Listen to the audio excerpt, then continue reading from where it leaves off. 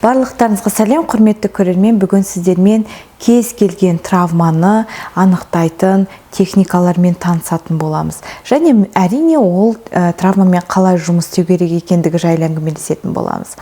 Бұл өте маңызды тақырып, себебі бұл техниканың арқасында сіз өміріңізді құртып, басқа адамдармен қарым-қатынасты құртып жатқан травмаларды анықтап, автоматтық установкаларды анықтап, солармен жұмыс істеп, өміріңіз 100%-ға өзгере бастайды. Сол үшін осы видеоның соңына дейін менімен болып, міндетті түрде өзіңіздің сезімдеріңізді, нәтижелеріңізді комментарийға жазып кетсеңіздер.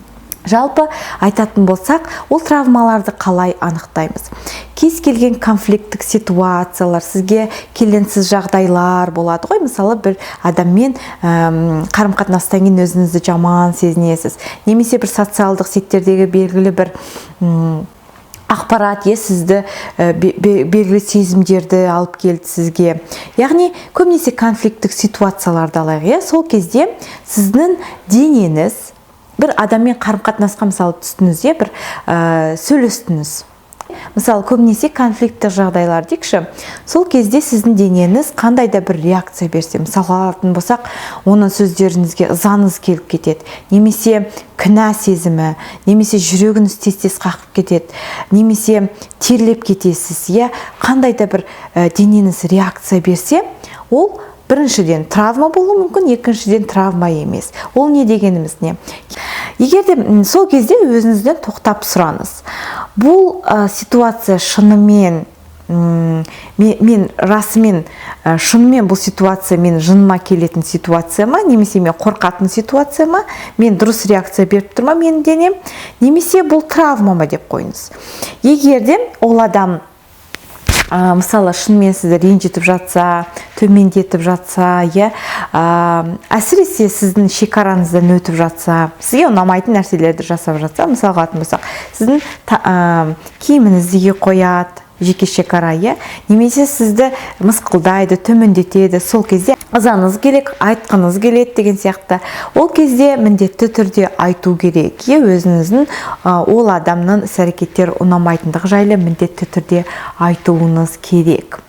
Ал егер де жаңағы ситуацияда ол адамның мақсаты сізді ренжіту емес, немесе белгілі бір социалдық сеттерде көріп қалдыңыз, біреудің айтқан сөздері сізге қатысы жоқ, сізді төмендетіп, сізге тиісіп жатқан жоқ, өзіңізден өзіңіз адамның айтқан сөзіне сіздің денеңіз қандай да бір реакция берсе, ызаңыз келсе, сол ситуациядан кейін жаман сезінсеңіз, ол сіздің травмаңыз деген сөз. Яғни сіздің денеңіз сізді сол өткен травмаңызға апарып тастады деген сөз. Яғни сол өткен бір іс-әрекетте сіз эмоцияңызды дұрыс шығармадыңыз деген сөз. Және міндетті түрде сол травмамен жұмыс істеу керек. Себебі сол кезде, яғни сіз кішкентай болдыңыз, немесе енді белгілі бір себептер болды, сіз ызаңызды, қандай да бір сезімдеріңізді дұрыстап шығара алмадыңыз. Сол себепті сіздің денеңіз, ол эмоциялар қайда бармайды ғой, денеңіздің ішінде қалып қалады. Соны міндетті түрде шығаруымыз керек екен. Сол травмамен жұмыс істеу керек. Ол үшін не істейміз? Жаңа айттым, біз сезімдерімізді дұрыстап, сол кезде шығармадық, сол кезде дұрыстап сезіне алмадық, сол травма кезінде. Соны, яғни сіз сезініп тұрсыз, сол кезде белгілі адаммен бір әңгіме болды, сізге ұнамайтын, бірақ өзіңізден өзіңіз кінә сезімін сезініп тұрсыз. Өзіңізден өзіңіз, мысалға алатын болсақ, жүрегіңіз тез-тез соғып кетті. Бірақ шын мәнінде былайынан қарасақ, рационалдық тұрғыдан қарасақ, ол сізді ренжіткісі келген жоқ. Оның, мысалы, сізді жеке шекараңыздан өткен жоқ, өзіңізден өзіңіз сонда реакция беріп тұрсыз. Яғни ол травма деген сөз. Жаңағы реакцияны байқа қалыңыз. Мен жүрегім тез-тез соғып тұр.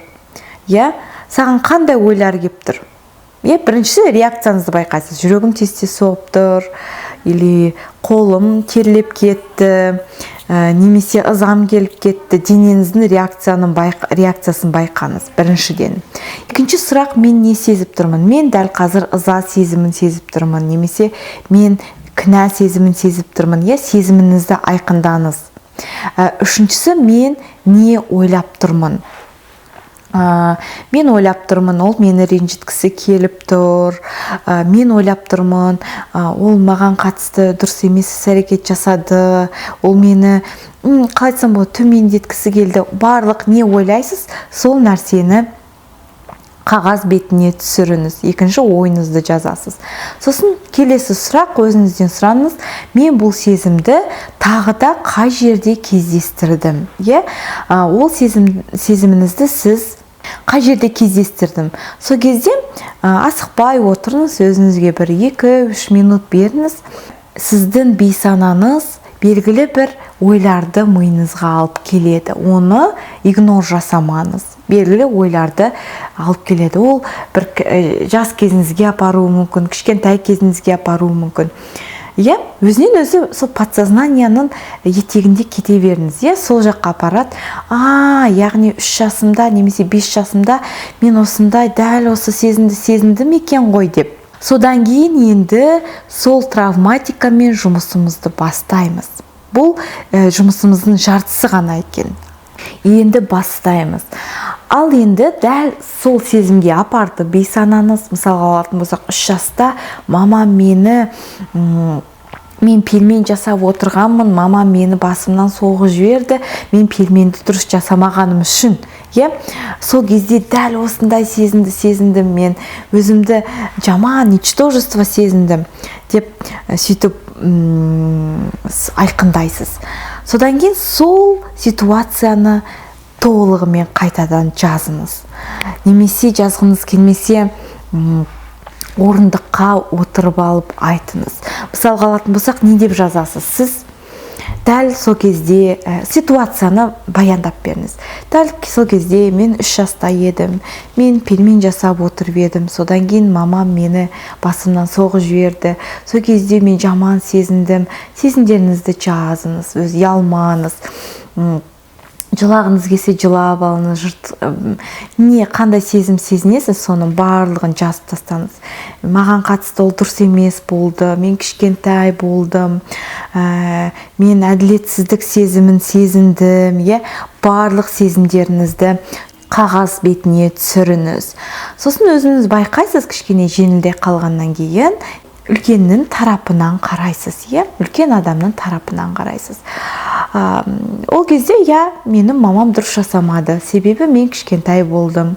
Мамамның іс-әрекеті дұрыс емес болды. Өйткені мен кішкентай болдым. Мен маған деген ондай қарым-қатынасқа лайықты емес едім. Мен басқандай қарым-қатынасқа лайықты едім. Мен түсіністікке лайықты едім, мен сол кезде махаббатқа лайықты едім деп үлкеннің тарапынан өзіңізге жазыңыз.